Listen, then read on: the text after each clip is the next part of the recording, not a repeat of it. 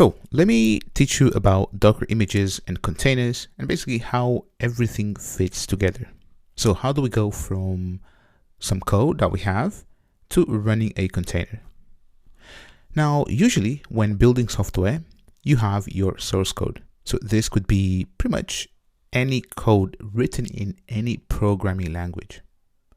Now, what you as a developer do is you take that code and then you build a Docker image. Now, from this Docker image, you can run a container. So from the Docker image, you can run a container. The Docker image, you can think of it as the template for running your application. Now, the cool thing is, from one Docker image, you can actually run multiple containers. So here, for example, you can see that the container is a JavaScript application or Nginx or Postgres or pretty much anything that you want. Literally any programming language, any technology that you're used to, you can pretty much just run it as a Docker container. So a Docker image is basically a file used to execute code in a Docker container.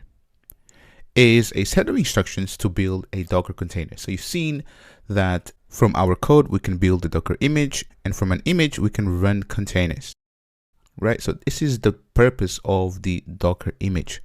From it, we can run multiple containers, right? So it contains the application code, libraries, tools, and everything needed to run our applications. You can think of a Docker image as the blueprint. And from the blueprint, we can run multiple instances of the actual thing that we want, which are containers. So a container is an isolated environment for running applications. So that's literally what it is. So this is a container.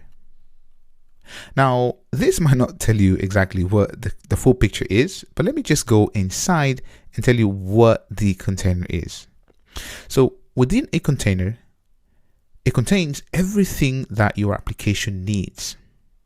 It contains the operating system, it contains the tools, and also, most importantly, it contains the software. So here, let's say that this is a Spring Boot application, or it could be a JavaScript application, a Node application, a Golang, a Python application. It could be literally any application that you have.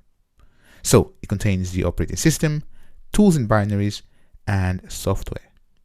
So when we run the command docker run, and then I said amigos code /2048, so what that gave us, it gave us the application right here. So on the left hand side is the container, and then on the right hand side is the actual application that the user interacts with.